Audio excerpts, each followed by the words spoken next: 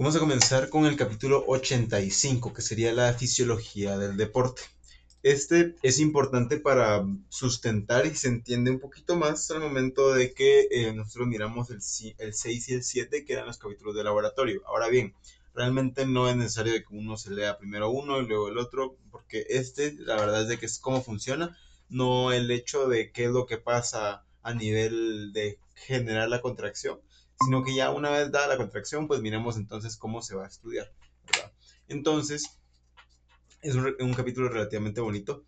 Una vez uno ya entiende el capítulo 6 y 7, ¿verdad? Entonces comencemos con atletas hombres y mujeres, ¿va? Entonces en los hombres vamos ya a saber nosotros que la testosterona como tal va a estar de manera predominante, pero entonces esta va a estar secretada por los testículos, ¿verdad? Y entonces va a tener un efecto potente anabolizante. Hay que recordar que entonces anabolizante se refiere porque teníamos anabolizante y anabólico y catabólico, ¿verdad? Entonces, anabólico es de que va a crear, ¿verdad? Va a crear entonces nuevas cosas a partir de energía. Utiliza energía para crear cosas, ¿verdad? Entonces, imagínense que teníamos aquí aminoácidos, los junta, los pliega y forma una proteína, por ejemplo, porque es anabólico. Mientras que entonces catabólico, que no es el de ahorita, pero catabólico lo que va a generar es energía. En lugar de un producto como este, va a generar energía a partir de un producto ya preexistente, ¿verdad? Entonces de un producto lo va a destruir, lo va a descomponer para generar energía. Entonces, si yo les digo que estoy quemando grasa, es catabólico. Si yo les digo que generé músculo y entonces ahorita fui al gimnasio y después de 3 meses me aumentó el músculo, pues entonces es anabólico. ¿Por qué? Porque una crea y la otra utiliza recursos para destruir, se podría decir. Va. Entonces, sabiendo esto, la testosterona va a ser anabólica, ¿verdad? Va a ser anabólica por lo mismo que entonces, por lo mismo los hombres vamos a tener vamos a ser más propensos a generar músculo, a generar entonces tanto proteínas para que el músculo se genere de manera correcta, a diferencia de las mujeres, ¿va? Entonces, esto también va a aumentar el depósito de las proteínas, como yo les mencionaba, ¿verdad? Los hombres vamos a tener 40% más masa muscular y ahora entonces esto tiene sentido porque si la testosterona es predominante en los hombres, pues entonces tiene sentido de que tengamos más masa muscular. Luego, las mujeres van a tener mayor porcentaje de grasa. Esto también está mediado por los estrógenos. Los estrógenos también median hacia dónde se va la grasa y por lo mismo entonces la comienzan a ubicar en las mamas, en la cadera, por ejemplo, y entonces es básicamente funciones fisiológicas distintas, ¿verdad? Y realmente ahí viene como desde naturaleza, entonces ya que el hombre como tal tiene bajos niveles de estrógeno, entonces va a tener un distinto depósito de grasas, a diferencia de las mujeres que no va a tener tanta actividad anabolizante, pero sí, pero no con proteínas como tal, sino que entonces va a ser con grasas, ¿verdad? Va. Entonces, si estamos hablando de grasas, estamos hablando de triglicéridos, ¿verdad? Mientras que de músculo como tal, estamos hablando entonces de proteínas mayormente. Y esto va a ser importante para ver de dónde sacamos la energía, porque la energía tiene que salir de algún lado y eso es lo que tenemos que estudiar en este capítulo, básicamente. La energía y cómo el cuerpo se adapta a esa energía. Tenemos 3 vías para generar energía, 3 vías principales para generar energía y generar contracción. Y si yo comienzo a correr, la diferencia entre que si yo corro un maratón a que si yo corro, soy velocista y corro unos 100 metros, a diferencia de si solo quiero estar con alguna cosa basal y solo tengo que alimentarme. Esas básicamente van a ser las cosas, las vías del día de hoy. Y también los cambios vasculares que vamos a tener. Básicamente el corazón tiene que suplir, porque si la sangre es entonces la que maneja todo eso, la que tiene que llegar para que todos estos procesos se desencadenen, pues entonces fijo el corazón se tiene que adaptar. De la nada yo necesito más sangre en algún tejido. ¿Y cómo va a llegar eso más sangre? Bueno, porque el corazón va a comenzar a latir más fuerte, por ejemplo, ¿verdad? Ahorita lo vamos a ver más adelante. Entonces, eh, tenemos acá que la fuerza por centímetro cuadrado de músculo es igual a 3 a 4 kilogramos por centímetro cuadrado. Entonces, la diferencia de la cantidad total es la cantidad total del músculo. Ahora bien, miramos acá y entonces el porcentaje promedio de grasa corporal en los hombres y las mujeres en las diferentes edades. Y si se dan cuenta, pues entonces comenzamos relativamente igual. O sea, en todas las edades vamos a tener que las mujeres van a estar en un mayor nivel, pero entonces miramos de que conforme van avanzando las etapas de la vida, pues entonces los niveles de estrógenos del hombre pues al final se mantienen bastante regulares, pero los de las mujeres no, ¿verdad? Entonces por lo mismo conforme van avanzando las vidas, la vida de cada quien, pues entonces, por ejemplo, aquí vamos a esperar la menarquia y entonces por lo mismo los niveles de estrógeno a partir de este punto comienzan a subir, ¿verdad? Y como comienzan a subir, también comienzan a subir los depósitos de grasa corporal, ¿verdad? Entonces, miramos que tenemos funciones fisiológicas distintas. Que esto es importante porque, como les menciono, todos estamos viendo ahorita las vías por las cuales se va a generar la contracción. Y ustedes lo que, si no se han visto los otros capítulos, si no se los han leído, el 6 y el 7, o las clases que les grabé ayer, lo que ustedes tienen que saber es el hecho en donde para que se genere contracción se necesita energía. Porque si no tenemos energía, tanto no se libera la cabeza de miocina para que se relaje el músculo, y por eso es de que, por ejemplo, cuando yo me muero, hay rigor mortis porque ya no produzco energía y todas las proteínas se quedaron ahí trabadas, ¿verdad? Entonces yo me quedo súper tieso. Pero también necesito energía para generar la contracción, obviamente. Si yo no tengo si yo no tengo energía, no puedo hacer ninguna de esas dos acciones. Entonces, ahorita vamos a ver cómo saco yo la energía de manera fisiológica. Miramos que tenemos conceptos que el libro quiere que entendamos antes de adentrarnos a este capítulo, que sería el concepto de fuerza, de potencia y de resistencia. Okay, entonces en el concepto de fuerza, pues va a ser la máxima fuerza contráctil contra una resistencia, ¿verdad? Entonces, si yo tengo un objeto que viene hacia ese lado, pues entonces yo puedo poner mi palma de la mano acá y entonces a partir de ahí yo puedo ver o medir la fuerza conforme a la resistencia que está generando este objeto, ¿verdad? Ahora recordemos un poquito de física y recordemos que entonces la potencia va a ser el trabajo realizado por unidad de tiempo, ¿ok? Esto realmente muy poco pregunta, o sea, casi les diría yo que no se lo van a preguntar, pero si en dado caso ustedes se encuentran leyendo el capítulo y no entienden, pues es importante tener en cuenta estos términos para no perderse, ¿verdad? La potencia entonces era el trabajo realizado por una unidad de tiempo y el trabajo era entonces la fuerza que se proporcionaba por la distancia a la cual entonces se ejercía el movimiento como tal, ¿verdad? Entonces, esta potencia tiene que ser explosiva. También recuérdense de que cuando estamos moviendo algo, la fricción de un objeto, pues va a ser mayor la estática que la fricción dinámica. Entonces, por lo mismo, para que se genere la contracción tiene que ser explosiva, tiene que ser como que de la nada. Obviamente, no tiene que ser entonces brusca, simplemente que explosiva en el sentido donde para que se genere bien, se podría decir. Pero como les menciono, estos términos no son tan importantes, no se los van a preguntar fijo. Entonces, y luego la resistencia, que es la capacidad de mantener la actividad durante ese tiempo como tal, ¿verdad? Ya no hablamos de la resistencia que tenemos nosotros del objeto, por ejemplo, que nos están ganando en fuerza, sino que es la resistencia como cuando yo les digo, ahorita vamos a correr 20 kilómetros, ustedes me dicen, no, yo la verdad es que solo aguanto 10. Esa va a ser la resistencia porque entonces va a ser la capacidad de mantener esa actividad durante un tiempo o distancia determinado, ¿verdad? Entonces, esta va a depender meramente del aporte nutritivo, ¿verdad? Entonces, vamos a ver de que hay una vía específica, la cual es de manera ilimitada, o sea, tiene tiempo ilimitado para generar energía, simplemente que no se caigan los nutrientes. Si yo tuviera nutrientes ilimitados, yo podría estarme moviendo de manera ilimitada, sin descansar. Obviamente mi cuerpo se tendría que adaptar, pero al paso de los meses, por ejemplo, pues entonces ya simplemente podría estar ahí. ¿Por qué? Porque si los nutrientes son suficientes, se va a generar energía. Pero ahorita vamos a ver de que es básicamente ya en el mundo real, es una limitante. ¿Okay?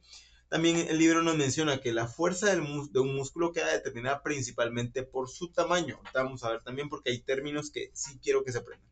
Entonces, por su tamaño, con una fuerza contráctil máxima entre 3 a 4 kilogramos por centímetro cuadrado de la superficie transversal del músculo. Ahora bien, lo que ustedes tienen que saber aquí es la primera parte. La fuerza, ay, perdón, la fuerza del músculo queda determinada principalmente por su tamaño. Entonces, de una vez les hago spoiler, cuando yo digo que me aumentó el músculo y yo lo miro entonces más grande y entonces yo tengo ahora más fuerza, sí es cierto. Yo voy al gimnasio y entonces de la nada yo no iba al gimnasio, ahora voy al gimnasio, mi músculo, mis células se readaptan. De manera que entonces ahora son más capaces, ¿verdad? La manera que entonces tiene el cuerpo de readaptarse se llama, y apúntelo ahí, hipertrofia, que probablemente actualmente pues ya es mucho más conocido y entonces actualmente ya se sabe que va hipertrofia, el músculo está hipertrofiado, pero ¿qué quiere decir esto? Es entonces, y no se les puede confundir, es el aumento del tamaño. ¿El tamaño de qué? El tamaño del músculo, o sea, sí, pero eso es consecuente al aumento del tamaño de la célula, de la fibra muscular, ¿ok? Entonces, hipertrofia significa aumento del tamaño de la fibra muscular. Es distinto a que si yo les dijera el aumento de las fibras musculares, es decir, aumento de número.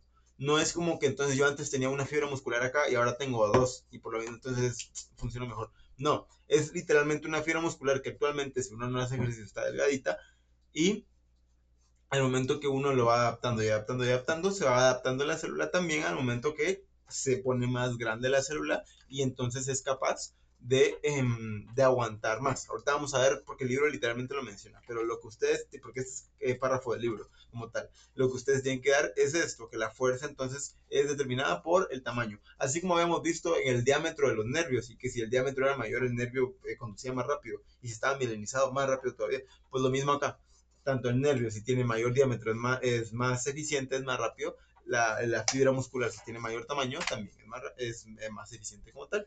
Ahora, tenemos fibras rápidas y fibras lentas. Esto de verdad se lo tienen que aprender, se lo tienen que memorizar fijo.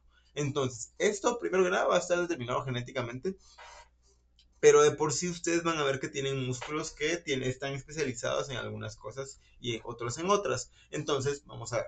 Tenemos fibras rápidas, se las tienen que aprender de la siguiente manera. Y entonces es que tenemos fibras rápidas o pueden llamarse también fibras de tipo 2 que pone Gaito, ¿verdad? Pero entonces también pueden ser por medio de colores. Entonces, por lo mismo, vamos a ver que normalmente las fibras rápidas las van a utilizar los velocistas. Las fibras lentas, que van a ser las tipo 1, van a ser los maratonistas, ¿verdad?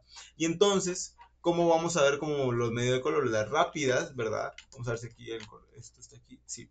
Entonces, aquí las rápidas, si se dan cuenta, es un color un poquito más azulito, como claro. Obviamente estas fibras no van a ser azules, pero las ponen así y las van a llamar entonces como que si fueran las fibras blancas, ¿verdad? Entonces se los pueden preguntar de las tres maneras.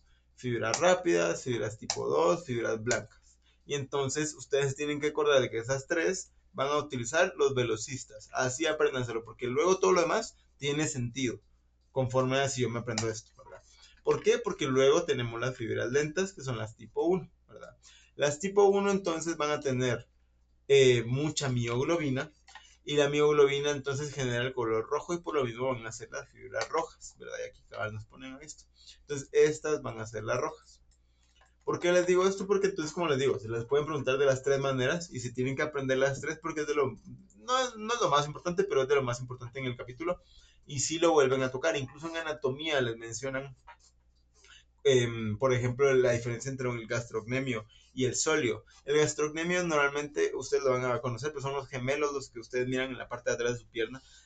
El gastrocnemio nos sirve como para saltar, ¿verdad? Entonces tienen que ser fibras rápidas porque habíamos dicho de que si bien el estímulo tenía que ser muy potente, pero también tenía que ser rápido. Entonces las fibras rápidas nos sirven para saltar, por ejemplo. Entonces en anatomía ustedes les van a decir de que el gastrocnemio es un músculo altamente con muchas fibras blancas, ¿verdad? O fibras rápidas o fibras tipo 2. ¿Por qué? Porque entonces es un músculo que se puede adaptar de manera rápida. Mientras que tenemos el solio literalmente está en el mismo lugar, pero más profundo, más anterior, más pegado al hueso de la misma pierna. Entonces, ese normalmente no lo entrenan, ¿verdad? Normalmente si yo voy al gimnasio, entreno gastrocnemio y ustedes van a ver ahí la nato porque es bonito. Pero entonces, lo que ustedes van a ver de que el solio van a ser fibras lentas, por más de que sea literalmente como que si yo les pusiera el mismo músculo en el mismo lado y la misma cosa, pero tienen funciones diferentes. ¿Por qué? Porque si bien el solio está más profundo, pero ese se encarga más de estar yo parado, ¿verdad? De la bipedestación, del equilibrio al momento de estar en la bipedestación. Entonces, si se dan cuenta, si yo estoy parado y para no caerme, para no tambalearme y todo, tengo que hacer pequeñas contracciones para que yo más o menos me mantenga ahí. Entonces, esas pequeñas contracciones es el solio especializado en no potencia, porque el solio no le interesa que yo pueda saltar, pero sí que me pueda quedar parado. Y al revés también con el gastrocnemio. ¿Por qué? Porque el gastrocnemio tiene fibras rápidas y el solio tiene fibras lentas. Ahora miramos acá, las fibras rápidas, entonces, si yo sé de que si yo soy un velocista, tengo que desarrollar mis fibras rápidas. ¿Por qué? Porque entonces van a tener un diámetro grande y habíamos dicho entonces que la hipertrofia es el aumento del tamaño de la célula de la fibra muscular, que es lo mismo, por cierto. Entonces, si es el aumento del tamaño y a mí me están diciendo que es un diámetro grande, pues entonces va a ser una fibra bastante capaz, encima de glucolíticas potentes y pocas mitocondrias. ¿Esto qué quiere decir? Recuérdense y asocien siempre, siempre las mitocondrias como que es la base en donde nosotros vamos a sacar nuestra energía. ¿Qué nos están diciendo aquí con pocas mitocondrias? Nos están diciendo de que no tengo energía para gran rato. O sea, si yo tengo que volver a generar energía, voy a estar pisado si solo tengo fibras rápidas. Porque ¿cómo? ¿Verdad? O sea, si yo tengo pocas mitocondrias y un músculo de fibras lentas va a tener 100 mitocondrias, el de rápidas va a tener solo 3, ¿va? Entonces, ¿qué es lo que pasa? Vamos a ver de que la capacidad para generar contracción y para que yo genere también resistencia es porque tengo energía para cierto tiempo, pero la tengo que reponer. O sea, si yo planeo correr 2 kilómetros, fijo en los 2 kilómetros me va a acabar la energía en algún momento de la que yo ya tengo guardada. Entonces tengo que tener alguna vía para generar nueva energía. Y entonces las mitocondrias son muy básicas y muy esenciales, es la palabra, para generar energía. Si me dicen de que soy muy grande y que por mí no soy muy capaz y que tengo muchas enzimas glucolíticas para agarrar la energía que tengo, la utilizo súper bien. Pero no puedo generar tanta energía porque no tengo tantas mitocondrias. Esas son las fibras rápidas. Entonces, los velocistas, ¿por qué? Porque entonces el velocista si tiene que correr 100 metros, le interesa que toda su energía se gaste en esos 100 metros. Si el velocista al momento de terminar todavía tuvo energía ahí remanente, la cagó porque entonces eso ya no le sirve, por más de que él quiera correr después de eso 1 kilómetro, ya no se lo van a calificar, él quiere hacerlo lo más eficiente, lo más rápido posible en ese periodo de tiempo. Entonces, por lo mismo necesita fibras rápidas. Y cuando ustedes miren los músculos se pueden adaptar y por lo mismo el velocista probablemente, si ya toda su vida se dedicó a eso, va a tener muchas más fibras rápidas que fibras lentas, ¿verdad? Porque él ya se adaptó de esa manera. Ahora las fibras lentas tipo 1, las fibras rojas, ¿verdad? Pues entonces van a tener un diámetro pequeño, entonces probablemente no van a ser tan capaces, pero tienen mucha mioglobina, entonces van a tener mucho oxígeno, ¿verdad? Y entonces también tienen muchas mitocondrias, entonces si tienen todos los recursos para generar energía, ¿verdad? Y también tienen capilares, entonces están muy bien irrigadas, ¿verdad? Son las fibras rojas. Y entonces, para los maratonistas, ¿por qué? Porque a mí no me interesa ser el más rápido, me interesa ser el más constante, me interesa terminar. Y si yo estoy en un maratón, fijo, fijo, fijo, no me quiero gastar mi energía en los primeros 5 minutos. O sea, eso no puede pasar. Entonces, fibras lentas. Tiene sentido si ustedes aprenden el ejemplo, ¿verdad? La fuerza excéntrica entonces de los músculos es aproximadamente 40% mayor que la fuerza contráctil, ¿verdad? Entonces cuando ustedes están viendo las contracciones tenemos concéntricas y excéntricas, ¿verdad? Entonces normalmente van a ver de que la excéntrica va a ser mayor y este básicamente es el dato que ustedes tienen que aprender, ¿verdad? Porque entonces la concéntrica va a estar entonces concentrando la fuerza de manera que pues es como la flexión activa, se podría decir como la contracción activa que va a tener el músculo, mientras que la excéntrica es la contracción pasiva, es decir, si yo estoy flexionando va a ser concéntrico, si yo entonces dejo, o sea, suelto la mancuerna, pues no es como que el músculo se desactive, ¿verdad? El músculo todavía tiene que estar activado, esa entonces es mayor, ¿verdad? La excéntrica es mayor y por lo mismo cuando ustedes estén haciendo ejercicio, y les estén entrenando, les van a decir de que controlen la excéntrica. ¿Por qué? Porque hay mucha gente que simplemente levanta la pesa y la deja ir así como que si su brazo estuviera súper dormido. No, o sea, hay que levantarla y en el momento que yo la estoy dejando caer, no la dejo caer así como que si la está dependiendo de la gravedad, sino que yo la dejo caer de manera lenta para que yo también controle esa contracción, controlo la fuerza excéntrica. Y aquí nos dice Kaiton que esa fuerza de hecho es 40 veces mayor, 40% mayor que la fuerza contráctil, o sea, la contracción activa, ¿verdad? Entonces, aquí está el párrafo como tal, y entonces nos dice que, es decir, si un músculo se encuentra ya contraído a continuación y una fuerza intenta estirarlo, como ocurre, por ejemplo, cuando caemos al suelo después de un salto, es necesaria una fuerza 40% mayor que la que se puede conseguir durante una contracción concéntrica, por lo tanto, entonces, y ahí nos pone el ejemplo que nos estaba diciendo anteriormente. Pero eso es a lo que voy. O sea, nos dice de que si yo, por ejemplo, necesitara, es como que si yo tuviera una mancuerna Y entonces ya estoy así con la mayor fuerza que yo puedo tener. Pero luego viene alguien y me tira la mancuerna para abajo, ¿verdad? Entonces para que a mí no se me caiga, yo todavía tengo que hacer una mayor fuerza. Y esa es entonces la mayor, y esa fuerza excéntrica, ¿verdad? La que permite de que no se me vaya completamente, ¿verdad? Va. Luego tenemos los tres sistemas metabólicos. Esto fijo se lo tienen que memorizar. O sea, esto es fijo lo que les van a preguntar, ya sea en el laboratorio, en el corto, en el parcial, lo que ustedes tengan, se lo van a preguntar. Entonces, si se dan cuenta, solo son tres. Y se los traté de poner de manera que ustedes lo entiendan así súper fácil, ¿verdad? Porque es como lo más preguntable de este capítulo, la verdad. Eso y las adaptaciones. O sea, al momento, si se dan cuenta, les estoy dando como... lo de las fibras rojas y blancas también, mucho. Entonces, los tres sistemas metabólicos se refieren a las tres maneras que tenemos de hacer energía para generar contracción, ¿va? Entonces, el objetivo va a ser generar ATP. Ustedes al momento no sé qué tan bien tengan la definición de ATP, ¿verdad? Porque es adenosin trifosfato, y entonces ese trifosfato nos indica que son tres fosfatos, ¿va? Entonces, hasta ahí todo claro. Sin embargo, se los explican normalmente como que es la moneda de energía del cuerpo, y eso son mamadas a veces, ¿va? Entonces, ustedes lo que tienen que, porque, o sea, una vez entendiéndolo es como, bueno, ya sé a qué se referían. Pero ustedes lo que tienen que saber, creo que se los puse aquí, sí. Tenemos una adenosina y tiene tres fosfatos, ¿va? O sea, no hay pierde. Pero ustedes lo que tienen que saber es de que tenemos entonces enlaces de alta energía. Tenemos una acá y tenemos otra acá, que están uniendo a estos. Para que yo genere este enlace necesito energía también. Es decir, es como que si yo hiciera una inversión, ¿verdad? Yo tengo energía restante, es como que si yo tuviera entonces ahorita un billete de 10 y no me va a servir. Entonces yo tengo una alcancía y entonces yo puedo agarrar ese billete de 10 y meterlo a la alcancía. Entonces imagínense, yo tengo calorías ahí flotando, ¿no? Y entonces de nada yo digo voy a generar energía para futuro. Entonces por eso es que es la moneda como tal, porque entonces viene y mete su energía para generar un enlace. Estos fosfatos estaban separados, ¿verdad? Y los junto invirtiendo energía, invirtiendo mis 10 quetzalitos ahí para generar estos enlaces de alta energía. Ahora bien, ¿por qué hicimos eso? ¿Por qué el cuerpo hace eso? Porque entonces ahora es como que si fuera una energía potencial, ¿verdad? Una energía potencial es una energía que está ahí, pero simplemente no se está utilizando, ¿verdad? Entonces, a diferencia de la cinética, que es, imagínense yo en una montaña rusa, la energía potencial va a ser yo en el tope de la montaña rusa, pero todavía no me estoy moviendo porque la verdad es que estoy justo en el punto en donde no me estoy moviendo, ¿verdad? Medio me adelanto un centímetro y toda la energía potencial se va a convertir en cinética, pero no ahorita, ¿verdad? Entonces, lo mismo acá, esta es energía guardada, esta es energía ahí que está contenida. Entonces, ahí va a estar flotando la energía para que esté ahí disponible y entonces hay momento de contracción, se va hacia donde hay contracción y entonces aquí encuentra contracción como tal y entonces viene el ATP. Viene el ATP que dijimos ya que entonces tiene enlaces de alta energía. Entonces, cuando necesita energía como tal, viene el ATP y se puede convertir en ADP.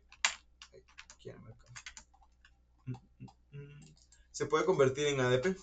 ¿Y cómo se convierte? ¿Y por qué hizo eso? Bueno, porque entonces esta adenosintrifosfato le puede decir adiós a un ion fosfato, ¿verdad? Y se puede quedar solo con estos. Entonces ya solo me quedaría este enlace de alta energía.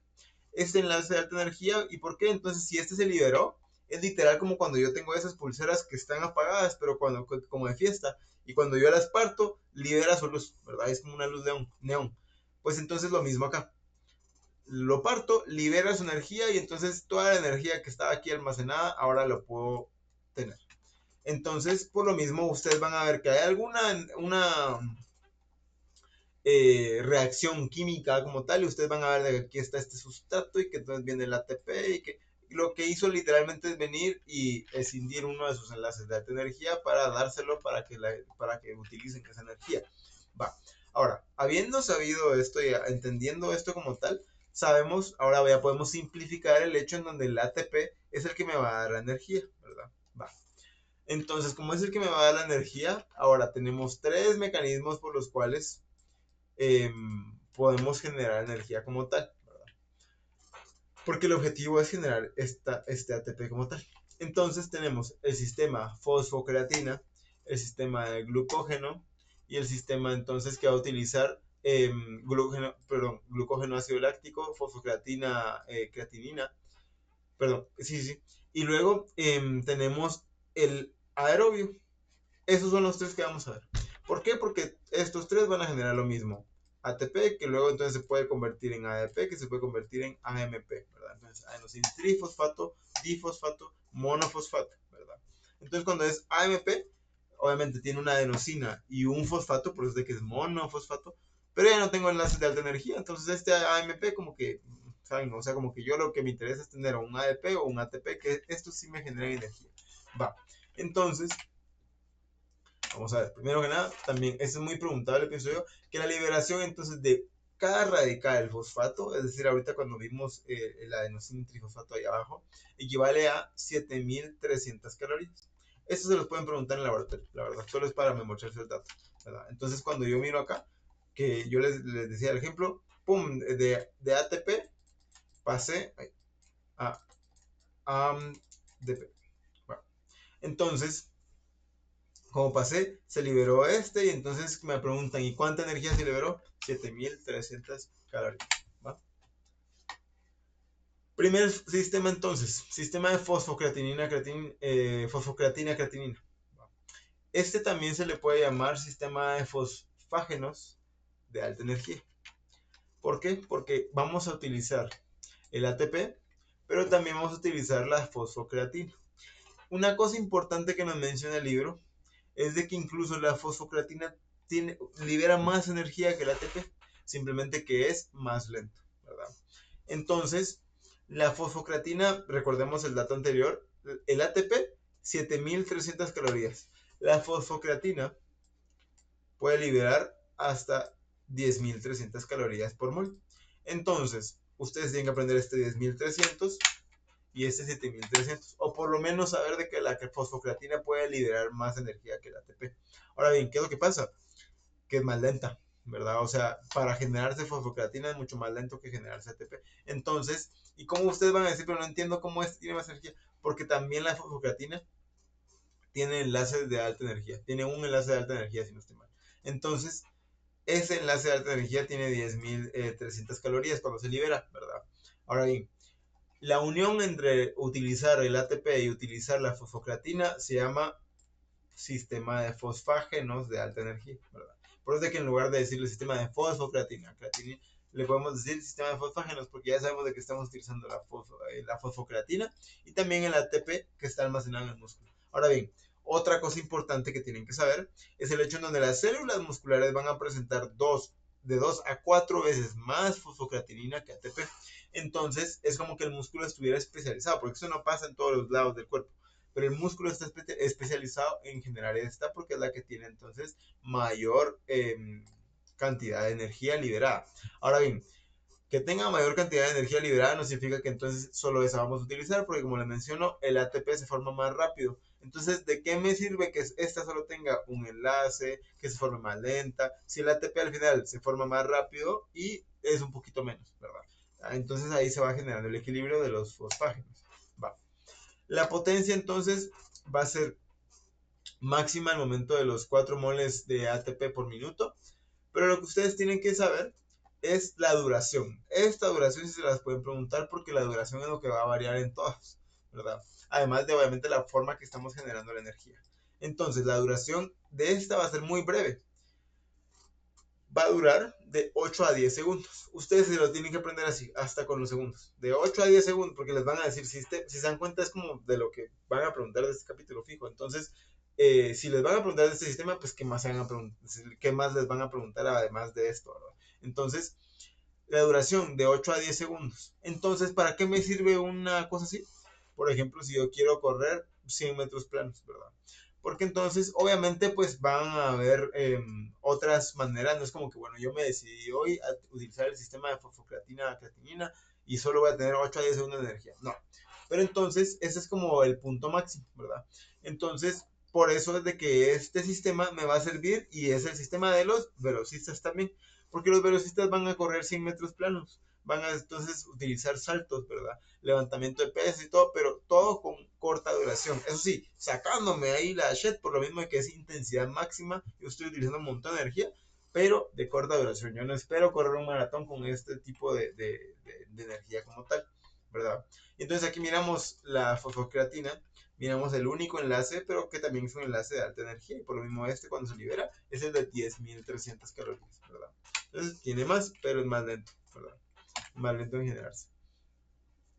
Luego, este que es tal vez el más complicado, aunque ustedes ya en biología lo tuvieron que haber visto, pero si no, pues se lo recuerdo, es el sistema de glucógeno ácido láctico. Tenemos que recordar, y se los puse acá en orden, en pasitos para que le tomen foto o para que se la aprendan así.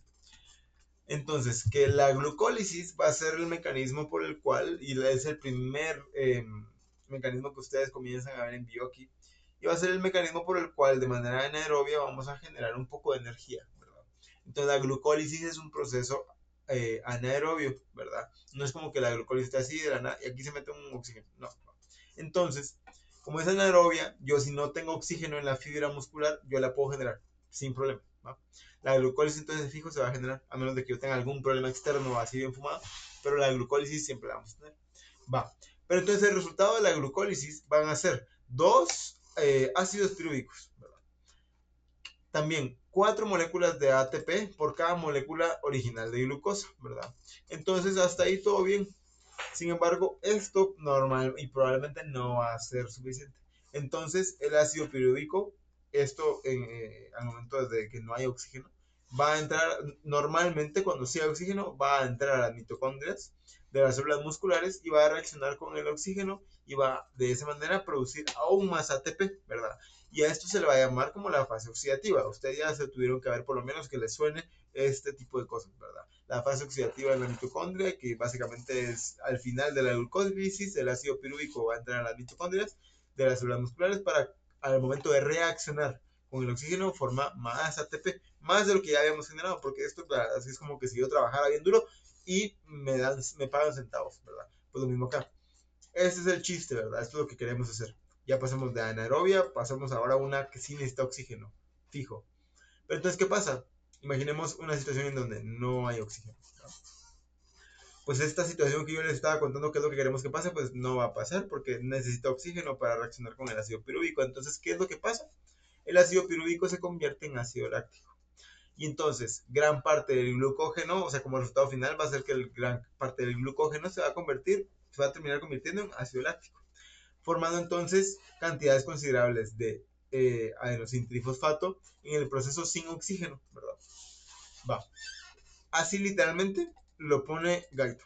Entonces, cantidades considerables siguen sin ser ideales, ¿verdad? No es como que si yo les dijera que yo quiero ganar nada más cantidades considerables para más o menos sobrevivir. No, o sea, realmente uno se gradúa y uno quiere ganar bien. Pues lo mismo es acá. Uno quiere ganar bien, uno quiere una fase oxidativa. No se puede porque no hay oxígeno. ¿Y por qué no va a haber oxígeno? Se estarán preguntando, o sea, como que en qué caso no va a haber. Pues cuando yo estoy haciendo ejercicio, ¿va? ¿Por qué? Porque recordemos que tenemos el metabolismo aumentado dependiendo del área en donde se esté generando la actividad, ¿verdad? Entonces, si yo estoy flexionando el brazo, el metabolismo va a estar muy aumentado al momento de flexionar el brazo. Hasta ahí, pues, era lógico, ¿verdad? Entonces, ¿qué es lo que pasa? Si yo estoy va a flexionar y va a flexionar, hay un momento en que se acaba. Se acaba todo lo que yo les mencionaba al inicio, se acaba todo eso y yo necesito todavía más metabolismo, necesito más oxígeno, pero entonces se acabó también, ¿verdad? Entonces, ¿qué es lo que pasa? Yo estoy generando energía, energía, energía, energía y de la nada, miren, nos quedamos sin oxígeno. ¿Qué es lo que hacemos? Glucólisis no necesitaban, va, sólido, va. Pero entonces pasamos de que la glucólisis va a generar el ácido pirúvico, este en ácido láctico, y este es básicamente el producto final, ¿verdad? A partir de aquí ya solucionamos el problema porque ya generamos ATP, que más o menos nos va a servir, ¿verdad? Pero entonces, este mecanismo como tal va a formar moléculas de ATP 2.5 veces más rápido que el mecanismo oxidativo de la mitocondria. Entonces, ¿por qué no utilizamos este siempre? Porque no es igual de efectivo. O sea, va a formar moléculas de ATP, pero cuando si estuviera funcionando el mecanismo oxidativo de la mitocondria, estaría mejor porque si bien es más lento, pero es muchísimo más ATP, ¿verdad? Mientras que este no, porque como es una reacción mucho más directa, pues es más rápido, sin embargo, pues es menos eficiente al momento de generar ATP, ¿va? Entonces, va a ser solo la mitad de rápido que el sistema de los fosfágenos, ¿verdad? Al momento, pues ya los vamos comparando, ¿va? Entonces, la fuente va a ser el glucógeno muscular. Ustedes recuérdense que los carbohidratos, luego entonces lo van a utilizar las células como tal, como energía, ¿verdad? Entonces, hay carbohidratos, luego entonces, o sea, si no lo han visto está bien, pero se los explico de una vez. Los carbohidratos van a estar entonces en la sangre y por medio de la insulina se van a meter a las células que lo necesiten como tal. Los carbohidratos entonces van a generar estos pasos, ¿verdad? Dependiendo del requerimiento. Pero ¿qué es lo que pasa si a mí me comienza a sobrar, verdad? Yo ya comí de la nada, me estoy comiendo 1000 dulces, ¿va? Un montón de carbohidratos en la sangre que a mí no me sirven, la insulina ya como que no las puede meter. Entonces, cuando se entran a células, la célula entiende de que ya no necesita. Entonces comienza a generar glucógeno. Porque el glucógeno es como la manera en la cual yo la puedo tener invertido, ¿verdad? Sin perderlo. Es decir, yo tengo ahora, si estaba ahorrando, ahora tengo dinero de más. Entonces lo voy a meter a una propiedad, al banco, a cualquier, lo voy a invertir en la bolsa. ¿Por qué? Porque literalmente es no perderlo, simplemente que no me va a servir ahorita, ¿verdad? Entonces la energía que no le va a servir, la genera, la convierte en glucógeno, ¿verdad? Este se va a almacenar en los músculos, pero también en el hígado. Eso es muy importante, ¿verdad? Porque casi que es igual.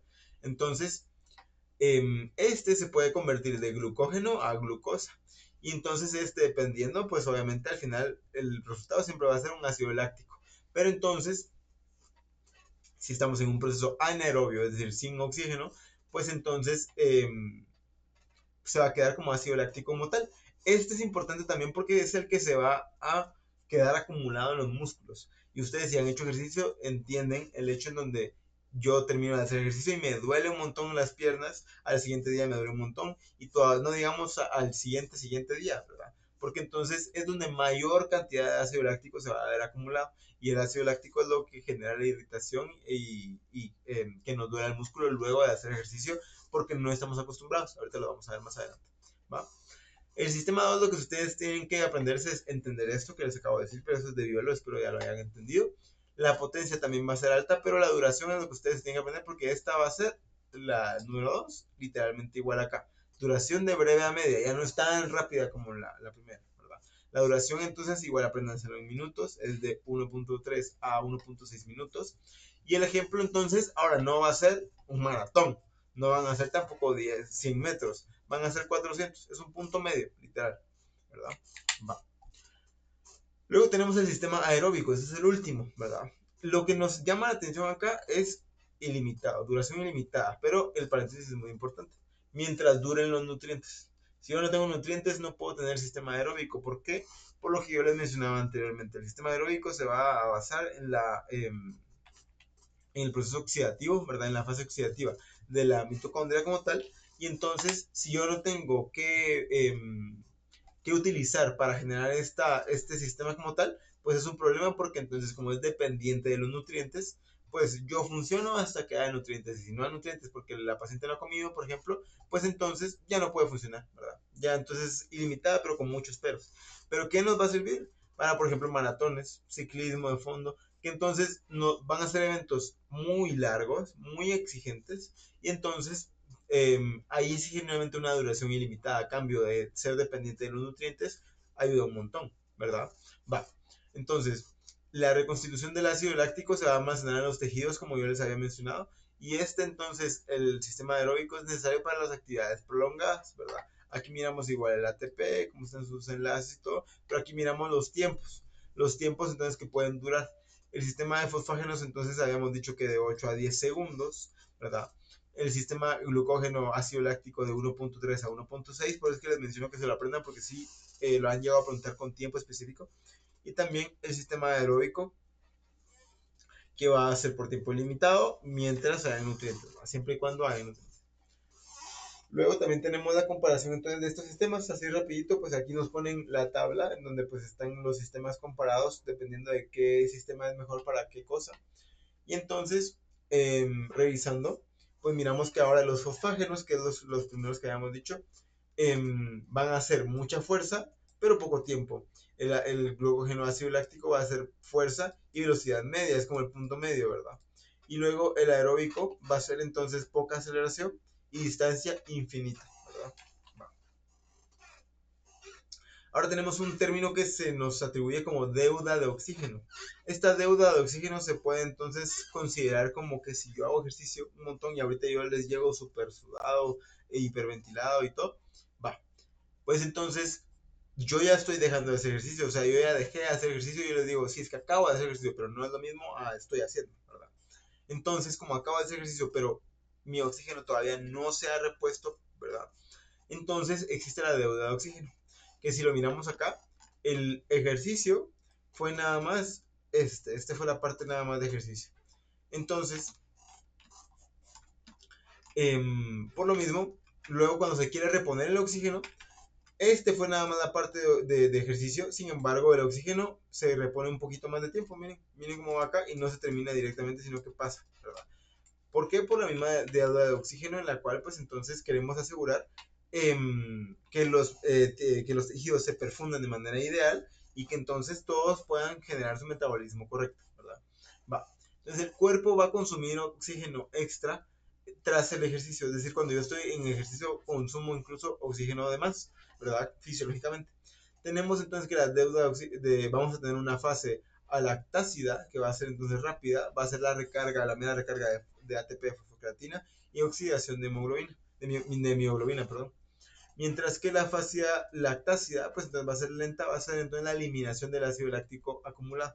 Va a tardar hasta hace una hora, menciona, sin embargo, si se dan cuenta, pues el dolor pues persiste mucho, ¿verdad? Más de una hora fijo. La recuperación del glucógeno muscular. El glucógeno entonces se va a agotar en el ejercicio intenso, es lo que yo les menciono. Porque ya yo tenía mis ahorros ahí y pues ahí los puedo comenzar a utilizar, ¿verdad? Mis ahorros energéticos, pues ahorita los invierto. Va. Pero entonces,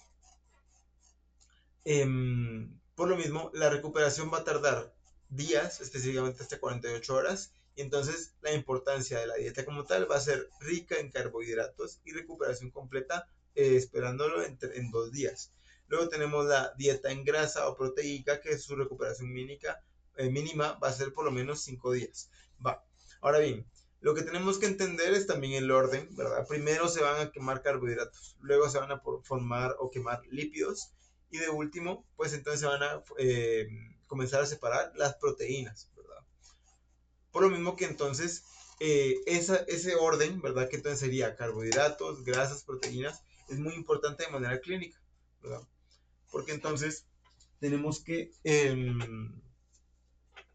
entonces cada uno se va a adaptar, pero que entonces el metabolismo primero va a buscar carbohidratos. Si yo ya no tengo, va a buscar grasas. Si ya no tiene grasa, entonces va a buscar proteínas. Y por lo mismo los niños, entonces cuando salen así súper desnutridos, pues es por eso, ¿verdad? Porque entonces el cuerpo básicamente antes el niño tenía grasita, tenía todo, pero el cuerpo literalmente está buscando una manera desesperada de cerrar. De generar alguna función, ya sea de metabolismo como tal, de cicatrización, de lo que sea. Y entonces eh, por lo mismo, genera otras vías, ¿verdad? Genera otras vías, porque entonces si yo quiero contracción, necesito energía, no estoy viendo quién me paga. Simplemente quiero aquí el dinero para invertir en la contracción. Entonces, por lo mismo, si no hay carbohidratos, pues se pasa al otro y se pasa al otro y así sucesivamente, ¿verdad? Va. Entonces el glucógeno, como se va a agotar, entonces la importancia de la dieta va a ser rica en carbohidratos para que no le falten, ¿verdad? Y dieta grasa y proteica, por lo mismo de que también hay puntos en los cuales, pues tal vez a uno, en algún paciente que llega a control, pues se le pasa y entonces comenzó a utilizar una vía proteica para generar ganancia, perdón, una vía proteica para que entonces se genere la actividad muscular como tal, aunque ya no haya otro recurso para el cual utilizarlo. También tenemos entonces el volumen de oxígeno máximo. Entonces, esta velocidad de consumo de oxígeno como tal es el consumo de oxígeno bajo el metabolismo máximo que puede haber, ¿verdad? Entonces, el sedentarismo como tal va a tener de 35 a 40 ml por kilogramo minuto, mientras que el maratonista va a tener a mayor que 80 mililitros kilogramos minuto. Entonces, el entrenamiento aumenta la capacidad máxima de oxígeno de un 10 a 20% y el resto pues sí va a ser de cada quien, ¿verdad? Pero ustedes no sé si han hecho ejercicio, se han dado cuenta de que cuando uno comienza a hacer ejercicio, pues entonces al principio le cuesta y luego el cuerpo se va adaptando. Pues a eso se refiere con el 10 al 20%, ¿verdad? Fisiológicamente se va a adaptar. Ahora aquí les tengo el término que yo les mencionaba, hipertrofia, y el distinto es hiperplasia, ¿verdad? Entonces ustedes lo que tienen que saber acá es esta imagen, donde hipertrofia literalmente los hizo más grandes, mientras que atrofia es literalmente lo contrario, hacerlos más pequeños. Hiperplasia es aumento del número. Se dan cuenta aquí entonces tenemos 1, 2, 3, 4, 5, 6. Va. Y entonces aquí tenemos fijo más de 6. Entonces la hiperplasia es eso, el aumento de número entonces de las células como tal. Puede ser a través de una respuesta por algún estímulo, ¿verdad? Entonces, luego van a ver ustedes en patología de la metaplasia, que es una adaptación entonces de manera reversible ante un estímulo de estrés, pero eso lo van a ver ahí, ¿verdad? Y displasia, que entonces ya nos predispone al cáncer como tal, ¿verdad? Entonces, para que ustedes miren de que estas células se pueden convertir en estas cosas como tal, pues entonces miramos ahora de que la hipertrofia se va a llamar para el aumento del tamaño e hiperplasia para el aumento del número, ¿verdad? De las fibras como tal.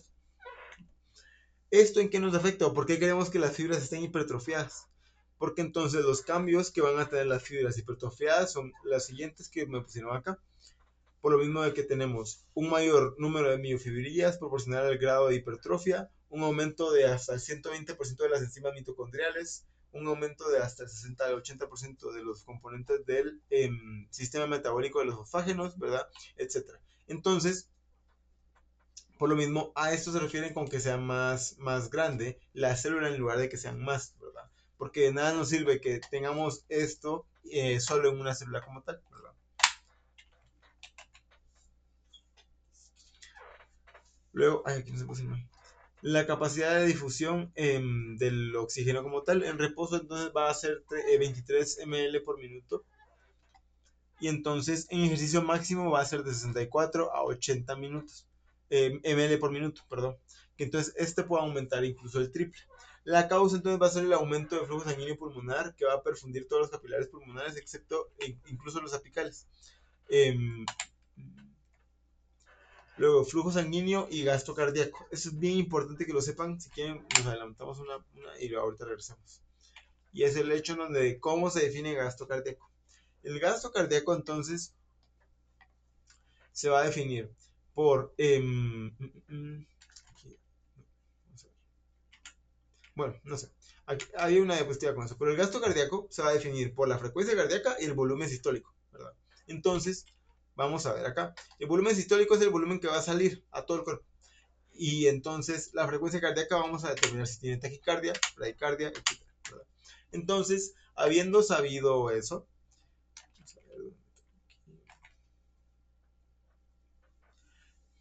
pues entonces nos mencionan de que el aumento va a haber un aumento del gasto cardíaco y entonces va a ser el factor limitante principal del rendimiento aeróbico, ¿verdad?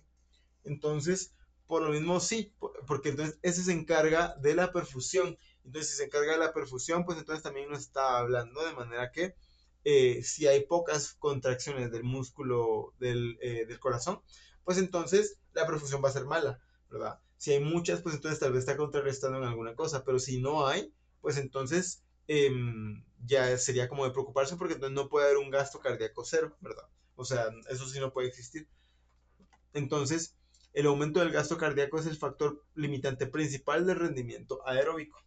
No, eso es muy preguntable. Entonces aquí miramos que el trabajo producido durante el ejercicio, miramos acá, y luego, y luego miramos esta que es el efecto del ejercicio muscular sobre el flujo sanguíneo en la pantorrilla durante contracciones rítmicas intensas, ¿verdad? Entonces por lo mismo ahí miramos de que el músculo pues al final sí se contrae y manda entonces sus señales como tal de manera involuntaria.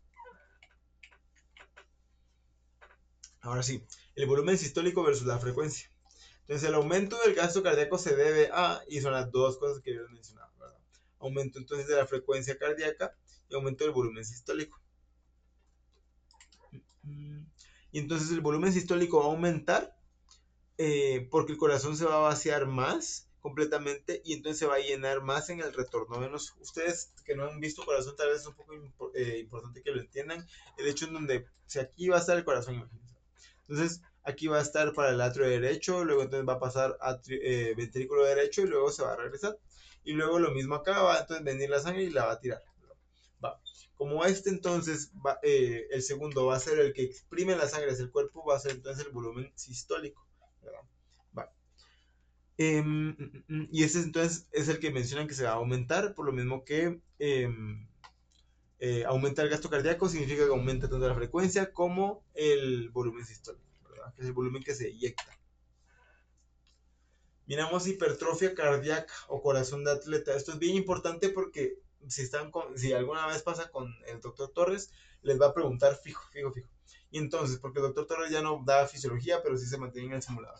Entonces, ¿a qué se refiere con esto? Les va a preguntar cuál es la diferencia entre un corazón grande patológico y un corazón grande que no está patológico. Porque básicamente el tejido se va a adaptar de manera que va a crecer. Como habíamos dicho anteriormente, va a hipertrofiarse. ¿Por qué? Porque las células se van a hacer más grandes.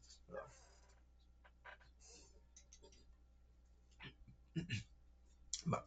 Entonces, por lo mismo el músculo cardíaco se va a hipertrofiar y al igual que el músculo esquelético, porque ambos son estriados, ¿verdad? Las cámaras ventriculares entonces van a aumentar de tamaño y el efecto es que va a bombear mucha más sangre por latido, ¿verdad? Entonces, ¿qué es lo que va a cambiar en el gasto cardíaco como tal? Sería muy buena pregunta de laboratorio como tal. Uno se recuerda, bueno, el gasto cardíaco era igual a la frecuencia cardíaca eh, y luego el volumen sistólico como tal, ¿verdad? Entonces, si no está aumentando la frecuencia cardíaca, también está, sí, fijo, está aumentando el volumen sistólico para que me esté aumentando el gasto cardíaco finalmente, ¿verdad? Va. Entonces, por ejemplo, en una bradicardia, en reposo, el atleta entonces va a tener un pulso muchísimo más lento. ¿Por qué? Porque es un corazón muy eficiente. Es un corazón muy eficiente de manera que como aumenta el gasto cardíaco y aumenta el flujo sistólico y también llega a aumentar la frecuencia cardíaca, pues entonces es un corazón muy bien preparado. ¿Por qué? Porque se preparó de manera fisiológica y entonces el agrandamiento de la pared también va a ser de manera fisiológica. La diferencia entonces con alguna patología de corazón eh, es el hecho en el cual aquí sí hay hormona de crecimiento. Aquí sí hay esta growth hormone, que es la GH. Eso es lo que le tienen que contestar al doctor. Y es porque entonces esta hormona de crecimiento es la que se va a encargar de hacer las cosas crecer, pero de manera correcta. Así está cargando, así está grabando. Va. Entonces, como se va a encargar de hacer crecer los tejidos de manera correcta, a diferencia, porque ustedes no lo han visto todavía, pero cuando ustedes miran la patológica, que por ejemplo, hipertensos. ¿Por qué? Porque entonces el corazón se trata de adaptar, se trata de adaptar, pero es como que si yo pusiera a correr ahorita un maratón a alguien que no hace ejercicio, ¿verdad? Por más que trate y trate y trate, solo se va a dañar, ¿verdad? Lo mismo acá. Mientras que si es alguien que hace ejercicio, yo le pido más y da más. ¿Por qué? Porque ya se adaptó, ya tuvo un proceso y no es como que un día para otro le dije de correr un maratón. Lo mismo acá. Entonces miren el corazón normal. Miren entonces el círculo. El círculo literal está como que si fuera del grosor de mi puntero. Cuando entonces se genera un entrenamiento de resistencia, pues entonces se va a generar cierto corazón y uno de fuerza va a generarse cierto corazón. Pero ustedes lo que yo quiero que entiendan es este corazón que está, imagínense, el ventrículo, esa es una pared del ventrículo, como que si yo lo hubiese cortado así y estoy viendo entonces cabal a este ventrículo que va a ser el que va a ejercer la eyección. Va. Entonces, si yo lo corto así, antes estaba así, más delgadito, ahora está más grueso, por lo mismo que entonces el crecimiento es hacia adentro en lo patológico y es hacia afuera en lo fisiológico, ¿verdad? ¿Por qué es importante que sea hacia afuera? Porque si no, si se dan cuenta, pues entonces aquí cabe más cosas que lo que cabe acá, ¿verdad? Entonces, esto no tiene que pasar de manera fisiológica, esto no pasa. Sin embargo, si yo de la nada soy maratonista, pues entonces sí se va a comenzar a adaptar mi corazón, sí se va a comenzar entonces a agrandar, a crecer, pero de manera correcta, para afuera, porque de esa manera me permite que la misma cantidad de sangre que quede acá y no hipoperfunda a los demás tejidos como tal, ¿verdad? La regulación térmica y el golpe de calor no creo que se los pregunten la verdad en este capítulo obviamente. En el 74 que es el de regulación corporal pues fijo sí. Pero entonces en este lo que vamos a ver es de que va a liberar una gran cantidad de calor porque recuérdense que cuando estábamos viendo en biología todo lo de la termodinámica habíamos mencionado que no hay máquina perfecta, ¿verdad? Hay que normalmente no hay máquina como 100% eficiente y entonces normalmente la energía que uno quiere generar, yo que sé, en una fábrica de papel, yo quiero generar papel y por lo mismo toda la energía perdida normalmente va a ser calor. Por lo mismo acá. Ustedes miren como que la máquina de la célula, la mitocondria, lo que ustedes quieran, y entonces si yo estoy perdiendo energía a diestra y siniestra, probablemente es porque la efectividad de esta mitocondria, pues entonces no es la misma. La temperatura entonces va a comenzar a subir. El golpe de calor se va a definir como que si la temperatura entonces aumenta de 41 a 42, porque yo como les mencionaba antes, a partir de 41 se desnaturalizan las proteínas, ¿verdad? Entonces se despliegan, ¿verdad? Entonces por lo mismo el golpe de calor puede ser bastante mortal. De hecho, pues entonces entre síntomas vamos a tener la debilidad, la confusión, vómitos, pérdida de conciencia, pero de hecho miramos acá de que el tratamiento va a ser enfriamiento rápido, ¿verdad? Rápido como tal, y que entonces la causa entonces más común de la muerte de los atletas como tal, entrenados, van a ser estas como tal. Si se dan cuenta, el corazón no va a ser, va a ser entonces el golpe de calor. Otra cosa importante que ya habíamos visto anteriormente, pero a ver si se recuerdan, es el hecho en donde si sudamos tanto, ¿qué es el sudor en sí? Vamos a ver entonces que los líquidos y el cloruro de sodio pues van a ir muy de la mano. Por lo mismo de que entonces la pérdida de peso en ejercicio va a ser igual a la pérdida del sudor, pero no necesariamente. No es como que si yo estoy sudando un montón, significa que buen workout. No, la verdad es que no, ¿verdad? Entonces, todo depende, obviamente, de dieta. Simplemente que entonces miramos acá y entonces la pérdida de sudor, lo que nos interesa en fisiología es cómo si yo estoy perdiendo tanta agua, tanto electrolito, no me paneo, no me hace mal, ¿verdad? Dar tanto. Y sí, puede pasar. Entonces, por lo mismo, cuando uno va a correr, pues levanta su suero para que le den electrolitos como tal. Aquí en esto, en fisiología, ¿qué es lo que pasa? La aldosterona. La aldosterona va a servir entonces para que entonces yo no me deshidrate al momento de sudar. Yo puedo pasar sudando todo el día, que no me voy a deshidratar, por lo mismo que va a salir el líquido, pero no va a salir también el ion, ¿verdad? Entonces, de esa manera, pues no sale más líquido como tal, ¿verdad? Entonces, es vital reponer el potasio, por lo mismo de las arritmias que hemos visto. Y el sodio tras maratones, por lo mismo que entonces, como hemos visto, de que el sodio es el que se mete para despolarizar todo, pues entonces, obviamente, eh, tienen como cierto riesgo de que si yo estoy utilizando el sodio, estoy utilizando el agua, pues que se me acaben, ¿verdad? Y si se me acaben, pues entonces van a la MEDI directamente a la emergencia a que se les reponga, por lo mismo que no puede pasar eso. La aldosterona previene eso. ¿Por qué? Porque la aldosterona lo que va a generar es una reabsorción del sodio y del agua como tal. Entonces, literalmente la aldosterona guarda su sodio, ¿verdad? Para que entonces luego no al cuerpo no le haga falta como tal. Va. Los fármacos del deporte, entonces, rapidito, no creo que se los pregunten, andrógenos que van a ser los esteroides, van a aumentar la fuerza, la masa muscular, entonces, pero también van a dañar el hígado, por lo mismo que eso es su fuente de glucógeno como tal, ¿verdad? Para como guardarlo ahí. Y luego entonces tenemos que el sistema cardiovascular y la función reproductora también se van a ver afectados por los andrógenos. Luego tenemos los estimulantes que van a enmascarar entonces la fatiga y que pueden llevar entonces a la muerte como tal por el sobreesfuerzo cardíaco. Por ejemplo, como hay boxeadores que de la nada se meten cocaína, ¿verdad? Y entonces por lo mismo van a estar cero cansados, pero entonces eso eso es peligroso y por lo mismo el corazón puede que entonces genere una arritmia, que se hiperpolarice, etcétera. Entonces, por lo mismo, obviamente no son recomendados los fármacos del deporte como tal.